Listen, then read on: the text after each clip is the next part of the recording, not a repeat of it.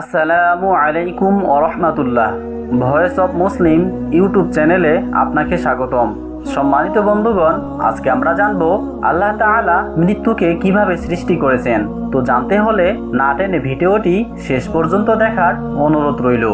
রাসূলুল্লাহ সাল্লাল্লাহু আলাইহি ওয়াসাল্লাম বলেছেন, আল্লাহ তাআলা মৃত্যুকে সৃষ্টি করে 70,000 জিনজির দ্বারা আবদ্ধ করে 70,000 পর্দার আড়ালে রেখে দিয়েছিলেন।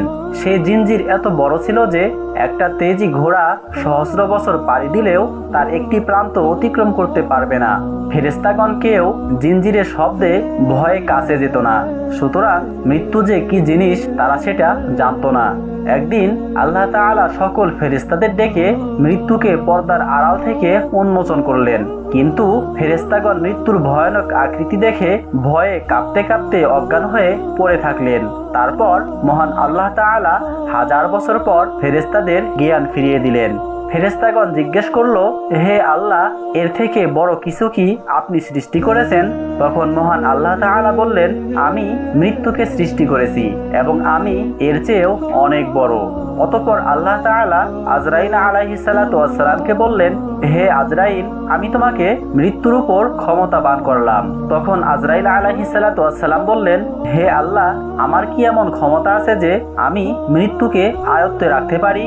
তখন আল্লাহ তাআলা আজরাইল আলাইহিস সালাতু ওয়াস সালামকে মৃত্যুর চেয়েও সহস্রগুণ শক্তি প্রদান করলেন। ফলে আজরাইল মৃত্যুকে স্বীয় ডান হাতের মুঠোয় আবদ্ধ করে ফেললেন। আর তখন থেকে আজরাইল আলাইহিস সালাতু ওয়াস সালামের নাম হলো মালাকুল মাউত, অর্থাৎ মৃত্যুর অধিপতি। তারপর মালাকুল মাউত আল্লাহর কাছে আবেদন করলেন, হে আল্লাহ, আপনি আমাকে যে ক্ষমতা দিয়েছেন তা আমি আসমান ও জমিনের সর্বত্র ঘোষণা করতে চাই। আল্লাহ তাআলা মালাকুল মাউতকে অনুমতি দান করলে তিনি বজ্রনিনাদে তা ঘোষণা করলেন।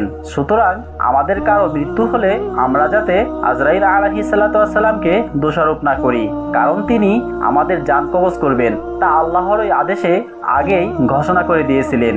আজরাইল আলাইহিস সালাতু ওয়াস সালামের 4টি মুখ ও 4টি পাখা রয়েছে। সম্মুখ দিক দিয়ে ভালো মানুষদের জান কবজ করেন, ডান দিকের দিক দিয়ে পাপী, বাম দিকের দিক দিয়ে মুনাফিক এবং পিছনের ভাগ দিয়ে কাফের ও মুশরিকদের জান কবজ করেন। এছাড়াও ওনার রয়েছে 4টি বিশাল পাখা। প্রত্যেক পাখায় অসংখ্য পালক রয়েছে, আর প্রত্যেক পালকে এই পৃথিবীতে যত মানুষ আসবে তাদের হাত ও মুখ গজায়। জান কবজ করার পর আবার তা বিলুপ্ত হয়ে যায়। তিনি সপ্তম আসমানে বিরাজমান।